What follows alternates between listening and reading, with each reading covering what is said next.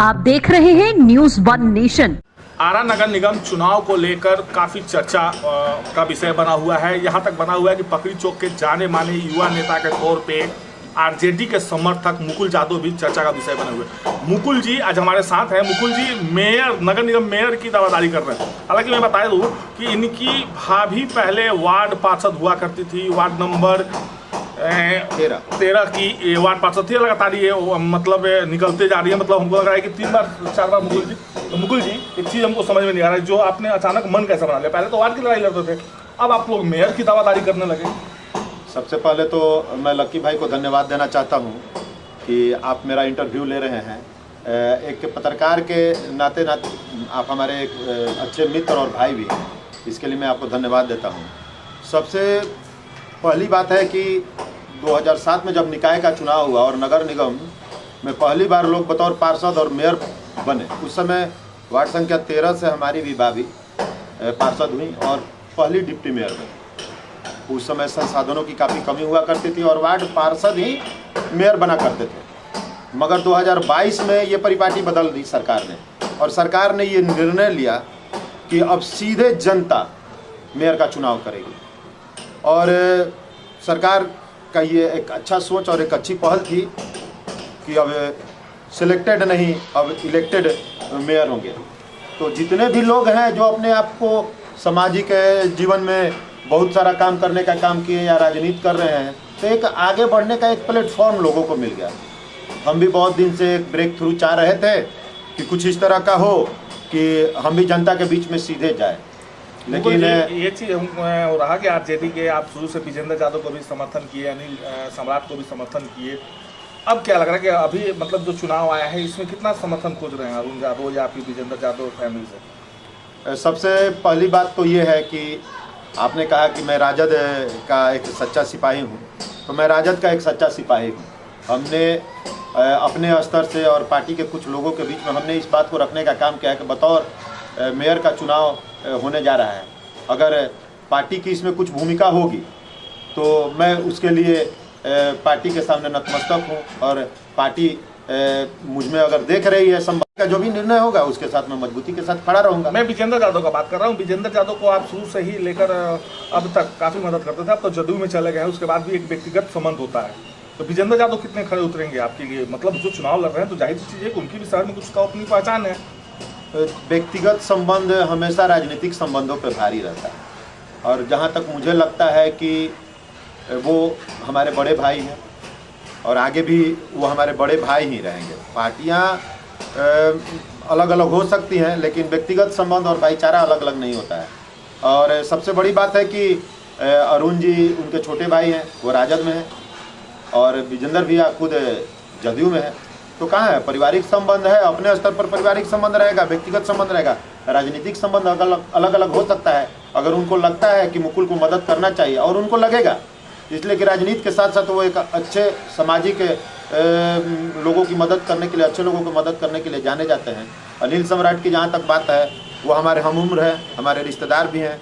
हम बड़े भाई छोटे भाई वाली संबंध नहीं है, हम लोग एक समान उम्र के हैं, और उनका भी हमेशा हमको सकारात्मक सपोर्ट हमेशा मिला है। उन्होंने हर तरीके से हर प्लेटफॉर्म पर हमको मदद करने का काम। मेयर कोई भी बने, नगर निगम चलाने का काम अहम भूमिका आपके फैमिली द्वारा निभाया गया है।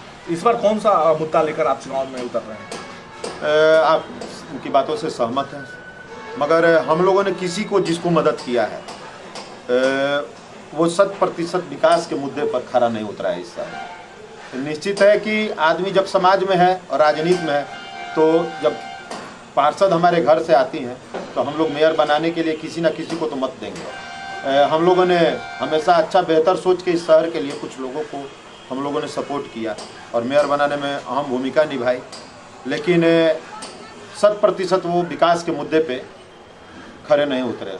वो लोग प्लांट करके ठेकेदार लोगों के संपर्क में चले गए, कुछ प्लांट करके। आपका विकास का मुद्दा क्या होगा मुकुल जी? मेरा विकास का मुद्दा सीधा है, भ्रष्टाचारियों को बाहर करो, शहर का विकास करो। और भ्रष्टाचारियों को जब तक किसी भी संस्थान से बाहर नहीं किया जाएगा, वो नगर निगम की बात नहीं है। अच्छा, 2 मेयर के वर्तमान में करीब मैं जानता हूँ ज़्यादा कि आप अवधेश यादव और राजा तिवारी दोनों को आप लोग फैमिली सपोर्ट किए। जी, तो क्या सुनील लगा? यादव को भी हम लोग ने फैमिलियर सपोर्ट किया था। हम लोगों ने अवधेश तो यादव मतलब ये को भी। तीनों क्या लग रहा है कि तीनों आपको मतलब एक विकास के बात रास्ते पे नहीं चले? लक्की भाई, आपको एक बात शायद नहीं पता होगा, मैं जनता को भी बता देना चाहता हूँ कि हमारे परिवार में आज कोई नया कोई पार्षद नहीं बना है।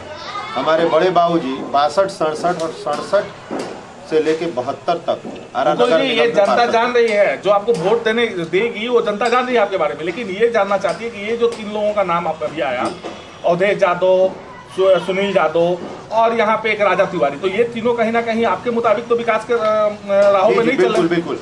2007 में जब नगर निगम का चुनाव हुआ और सुमन देवी डिप्टी मेयर बनी, तो 2009 में जब अविश्वास आने के पहले उन्होंने कहा कि मैं विकास करने में पूर्ण रूप से अपना समय नहीं दे पा रही हूँ, और उन्होंने अपना इस्तीफा देकर अवधेश यादव को मेयर बनाया था। मगर जनता ने 2012 के चुनाव में अवधेश यादव को नकार दिया। तो अब क्या लगा कि राजा तिवारी भी अभी सही रास्ते पर नहीं, जो वर्तमान अभी मेयर? उसके बाद सुनील यादव जो हम लोग के बड़े भाई हैं वो महापौर बने। ये भी सही खरे नहीं उतरे। 2017 में प्रियम जी बनी, शहर की महापौर बनी, उसमें भी हम लोग का काफ़ी योगदान रहा है। और 2019 में उनके विकास पसंद लोग बुद्धिजीवी तबके के बीच में अपनी पैठ नहीं बना पाई, और लगातार ये लोग भ्रष्टाचार में लिप्त रहे, और जनता के बीच में अपने विश्वास को हमेशा इन्होंने खोने का काम किया, इसलिए जनता इनको नकार चुकी है। रूबी तिवारी का क्या रहा? रूबी तिवारी एक महिला है, हम उनका सम्मान करते हैं, लेकिन उनके पति जो राजा तिवारी हैं, जिनका काफ़ी इंटरफेरेंस रहता है, सदन में बैठकें नहीं होती हैं, स्टैंडिंग कमेटी की बैठकें नहीं होती हैं, सारी विकास की योजनाओं पर कुंडल मार के वो बैठे रहते हैं, भ्रष्टाचार को बढ़ावा देते हैं। शुरू से वो ज़मीन और कारोबार और प्रॉपर्टी डीलिंग के कारोबार से जुड़े हुए हैं। जिस तरह का वो एक व्यवसाय से जुड़े हुए हैं, तो उन्होंने निगम को एक व्यवसाय का केंद्र बना दिया था, जिसका खामियाजा रूबी तिवारी को भुगतना पड़ेगा। भ्रष्टाचार का चेहरा 2022 में जो चुनाव हो रहा है, भ्रष्टाचार का चेहरा सबसे बड़ा राजा तिवारी के रूप में देखा जाएगा, और राजा तिवारी को लोग इसका मुंह तोड़ जवाब देंगे। सारे पीछे के प्रतिनिधियों को तो दे चुके हैं, समय समय पे दे चुके हैं, मगर 2022 का चुनाव भ्रष्टाचार बनाम विकास का होगा, और उसमें भ्रष्टाचार का सबसे बड़ा चेहरा राजा तिवारी का होगा। कहीं ना कहीं जनता इस मन बना चुकी है, अब तो ये वक्त बताएगा।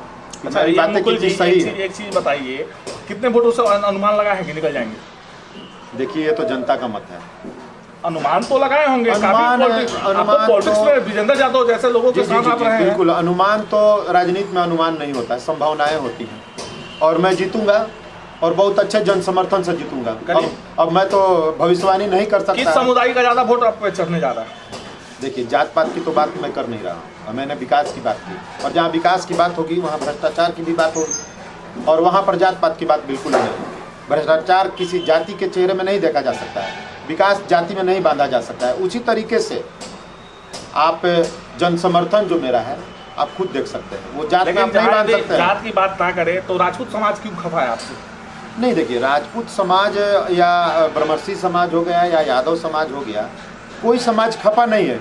कुछ लोगों का अपार जन समर्थन रहता है किसी जाति में। यादव जाति से आता हूँ, तो यादव जाति में शादी ब्याह, आना जाना, न्योता हकारी, संबंध, मेरे रिश्तेदारी इस समाज के लोगों में ज़्यादा है, तो इस जाति के लोगों का ज़्यादा जन समर्थन है। कुछ लोगों का कहना था कि हत्याकांड के बाद कुछ राजपूत अभी भी खफा हैं कि वो राजपूत समाज से कैसे वोट ले लेंगे, इसलिए कि एक राजपूत की हत्या हुई थी, जी, जिसमें आपकी कस्टडी भी हुई थी, आप जेल भी गए थे। जी जी, बिल्कुल तो बिल्कुल। क्या उसमें सच्चाई था? देखिए, सच्चाई जो भी उसमें है, वो घटना से मेरा कोई लेना देना था नहीं। ठीक है कि मैं उसमें अभियुक्त बना और उसमें मेरे ऊपर प्राथमिकी दर्ज हुई, हम कोर्ट की शरण में गए, हमने तो भागा नहीं, हम कोर्ट की शरण गए। न्यायालय पे हमको पूरा विश्वास था, पुलिस पे पूरा विश्वास था, और आगे भी ये विश्वास मेरा कायम रहेगा। हमने कोई गलत काम नहीं किया था, और न्यायालय में वो मामला चल रहा है, ठीक है, और समाज के लोग सभी जानते हैं। और कितने FIR पे दर्ज हैं? अब तो एक आप बता दिए, और शपथ पत्र जब हम देंगे तो आपको पता चल जाएगा। 3 आंदोलन का कि दर्जनों केस FIR? नहीं, दर्जनों नहीं आधा है, दर्जन कम से कम? बिल्कुल नहीं है। हमारे ऊपर जो भी प्राथमिकी है मुश्किल से 2 या 3 है, जिसमें 2 केस आंदोलन का है। एक केस का जिक्र आपने किया है, चूँकि इस पर आप स्टडी करके आए हैं, और आपको दूसरा केस जो है आधा दर्जन, उसके बारे में तो आपको कोई जानकारी है नहीं, अगर उसकी जानकारी है तो वो भी बता दीजिए। जैसे हमारे पास जानकारी है, आपकी हाँ। पूरी डिटेल्स जानकारी है मुकुल जी अभी कुछ आपकी अटपटा छवि बताते हैं कुछ लोग, जैसे कि हाँ कुछ लोग, इसलिए कि आप विजेंद्र यादव जैसे लोगों के साथ रहे, विजेंद्र यादव का क्या चरित्र था, चीज है कि वो छवि के लोगों के साथ आप रहे, अनिल सम्राट का क्या छवि था आरजेडी में, आज बेशक वो फिल्म लाइन में है, लेकिन सच्चाई क्या है ये आपसे भी नहीं छिपा है, ना हमसे छिपा है, ना यहाँ के लोगों से छिपा है। तो ऐसे लोगों को आपने समर्थन किया, तो वो छवि आप पे देखा जाता है कि वैसे ही छवि के साथ रहते हैं और वैसे छवि के ही मुकुल यादव हैं। नहीं, ये तो जनता सब जानती है, इस शहर के लोग जानते हैं, क्योंकि हमारा गांव है ये। बचपन गुजरा यहीं पे और आज हमारी उम्र 40 साल की हो गई है, 40 साल हो गई है। हमने इस शहर को एक लंबा समय दिया है और मेरे बहुत अच्छे लोगों से जान पहचान है। कुछ लोगों से, आप इक्के दुक्के लोगों से, विजेंद्र भैया से, अनिल सम्राट जी से संबंध की आप चर्चा कर रहे हैं। आपको शायद नहीं पता है कि शहर में जितने डॉक्टर हैं, जितने इंजीनियर हैं, जितने आर्किटेक्ट हैं, बड़े व्यवसायी हैं, उनके यहाँ से मेरा आना जाना है। एक आदमी मेरे छवि के बारे में कुछ गलत नहीं बोल सकता है। विगत 15 साल से लगातार हम उन लोगों से जुड़े हुए हैं। जब से हमारा सामाजिक जीवन थोड़ा सा हमने बढ़ चढ़ के इसमें अपना समय देना शुरू किया, तो सब लोग के यहाँ आना जाना है। शहर में कोई भी पदाधिकारी हो, हमारा एक सकारात्मक सहयोग हमेशा उनके साथ रहता है। अच्छा, एक चीज और लोग जानना चाहते थे कि आखिर यादवों का ज्यादा समर्थन आप क्यों करते हैं? विजेंद्र यादव, अरुण यादव मेयर में आ जाए, नगर निगम में आ जाए तो अवधेश यादव, सुनील यादव, तो कहीं ना कहीं जाति समीकरण से अभी घिर जाते हैं। नहीं, देखिए बात ऐसी है कि 2007 में जब निकाय का चुनाव हुआ था तो नहीं, एक सीन बता दीजिए, कुशवाहा बता दीजिए, या कोई जिसके साथ ज्यादा आपको देखा गया जी बता रहे हैं। जब 2007 में चुनाव हुआ था तो हमने चौरसिया जी के साथ, हमारी भाभी डिप्टी मेयर, हमने चौरसिया जी को समर्थन किया। वो तो मजबूरी था, चौरसिया जी को समर्थन किया था, चौरसिया जी को समर्थन दिया था। उसके बाद इस्तीफा देकर हमने अवधेश यादव को चुनाव में समर्थन किया। दूसरी तरफ से कुमारी देवी थी, शबनम परवीन को डिप्टी मेयर में समर्थन किया। सुनील जी जब बड़े भाई मेयर बने तो उस समय मालती सिंह जी, बसंत सिंह जी, क्रमशः दोनों आदमी को हम लोगों ने समर्थन किया। उसके बाद जब प्रियम जी बनी तो हम लोगों ने मालती चाची को समर्थन करने का काम किया। उसके बाद जब राजा तिवारी बने तो पुष्पा कुशवाहा जी को हम लोगों ने समर्थन करने का काम किया। तो समय समय पर राजनीति में समर्थनों का दौर तक चलता रहा है। जात और पात से ऊपर उठकर हम लोगों ने सबके साथ एक अच्छा ट्यूनिंग बैठा के, विकास को केंद्र में रख के हम लोगों ने समर्थन देने का काम किया था। लेकिन कुछ लोग उस पर सही उतरे और बहुसंख्यक लोग उस पर सही नहीं उतरे। तो हम तो सिर्फ एक ही बात कहेंगे कि जात पात वाला कोई फैक्टर हम पर लागू नहीं होता है। नहीं, विधायक वाला विधानसभा के यदि मान लिया जाए, फिर चर्चित चेहरा जैसे कि अनिल सम्राट, चर्चित चेहरा विजेंद्र यादव, तो ये यादवों के समूह में आप शुरू से रहे हैं। नहीं, अभी तो नगर निगम का चुनाव है, सारे समुदाय के लोग आपको खोजेंगे। जी बिल्कुल। लेकिन सारे समुदाय के लोग हम पर विश्वास कर रहे हैं ना, हम किसको समर्थन कर रहे हैं और हमको कौन समर्थन कर रहे हैं, ये बहुत बड़ा विषय है। लेकिन अभी भी जितने भी बुजुर्ग हों या फिर कुछ ऐसे लोग हैं, शिक्षित लोग हैं, वो तो मुकुल यादव, अरे हम खुद ग्रेजुएट हैं, हम खुद मैट्रिक फर्स्ट डिवीजन से किए हैं, इंटर फर्स्ट डिवीजन से किए हैं, ग्रेजुएशन फर्स्ट डिवीजन से किए हैं। हम पढ़े हैं, हमारा परिवार पूरा पढ़ा लिखा है। लेकिन लोगों को अगर हम में अगर नहीं दिख रहा है ये चीज़, तो इसके लिए तो उनके नज़रियों को दोष दिया जा सकता है। इसमें तो हमारा कोई दोष है नहीं कि लोग हम में क्यों दबंगई वाला चेहरा देखते हैं। हमने तो हमेशा लोगों को आगे बढ़ के मदद किया है। कहीं मुआवजे की बात हुई तो हमने धरना दिया है, कहीं मुआवजा दिलवाना है तो अभी सड़कों पर बैठे थे। ये हो, उसने सड़क पर बैठने का काम किया हो, मुआवजा के लिए कहीं धरना देने का काम किया हो, या धरना से संबंधित और मुआवजे से किसी कमज़ोर और आर्थिक रूप से कमज़ोर किसी व्यक्ति को उसने मदद करके और मुआवजा दिलवाने का काम किया हो। विगत 2 साल 3 साल से आप एक भी ऐसा उदाहरण दिलवा दीजिए। इस शहर में इन सारी बातों को लोग सिर्फ दिग्भ्रमित करने के लिए कर रहे हैं। विकास का जो एक लकीर हम खींच रहे हैं, उसको पीछे से कुछ भ्रष्टाचारी लोग मिटाने के लिए। मैं मान लीजिए मेयर बन जाइएगा तो डिप्टी मेयर में कैसा चेहरा पसंद कीजिएगा? बगल में बैठाना है भाई। जी देखिए, ये तो राजनीति में चलता है। अगर पार्टी समर्थित चुनाव होगा तो पार्टियां तय करेंगी कि मुकुल लड़ेंगे, उनके साथ किसका ट्यूनिंग अच्छा बैठेगा, पार्टी के लोग ये तय करेंगे। अगर मैं मेयर का कैंडिडेट बनता हूँ तो मैं अपने साथ कुछ ढक के बता रहा हूँ, एक महिला प्रत्याशी को मैं डिप्टी मेयर में रखूंगा। यदि सीट महिला हो जाए मेयर का तो क्या कीजिएगा? अरे सीट महिला हो जाएगा तो इसमें मैं क्या करूंगा? हम सामाजिक व्यक्ति हैं, मेहनत कर रहे हैं, हम सामाजिक व्यक्ति हैं, समाज में हमारी पकड़ है, समाज में बहुत से लोग हमारे समर्थन में रहते हैं। किसी भाई को खोजा जाएगा, किसी बहन को खोजा जाएगा, बहुत सारे लोगों का राजनीति में जरूरी नहीं है। जो लोग हमारे समीकरण में होंगे, जिनका विजन हमारे विजन से मिलता होगा, जो विकास में विश्वास रखते हैं, भ्रष्टाचार उनका यानी मुख्य मुद्दा होगा कि भ्रष्टाचारियों को कबार फेंकना है, वैसे लोगों को हम समर्थन देने का काम करेंगे। वो महिला हो, अति पिछड़ा महिला हो, दलित समाज की महिला हो, दलित समाज के पुरुष हो या अति पिछड़ा समाज के पुरुष हो, अगर सामान्य सीट रहता है तो उसके लिए मैं मजबूत दावेदार हूँ। और मेरे साथ डिप्टी मेयर में महिला रहेंगी, मैं अपने साथ रखूँगा, इसलिए कि आधी आबादी की हमको मत लेना है, जनता के बीच में महिलाओं का, लड़कियों का, सबका समर्थन लेना है।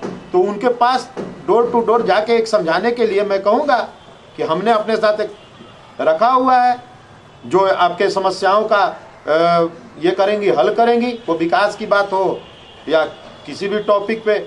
आधी आबादी है, सरकार ने तो कर दिया है, आधी आबादी को फिक्स कर दिया है कि हर नौकरी में, पंचायत चुनाव में, नगर निगम चुनाव में जब महिलाओं की भागीदारी 50% होगी तो मैं अपने साथ क्यों नहीं रखूंगा? मुझे एक लास्ट सवाल आपसे। सारे लोग, कहीं कुछ होता है तो सारे लोग पदाधिकारियों के पास पहुंचते हैं, लेकिन पैरवी के लिए आप ही के पास क्यों आते हैं? सबसे बड़ी बात है कि पदाधिकारियों के पास आप कितने लोग थाना में डायरेक्ट जा सकते हैं? हम रोज प्रतिदिन थाना में 5 से 10 कॉल करते हैं।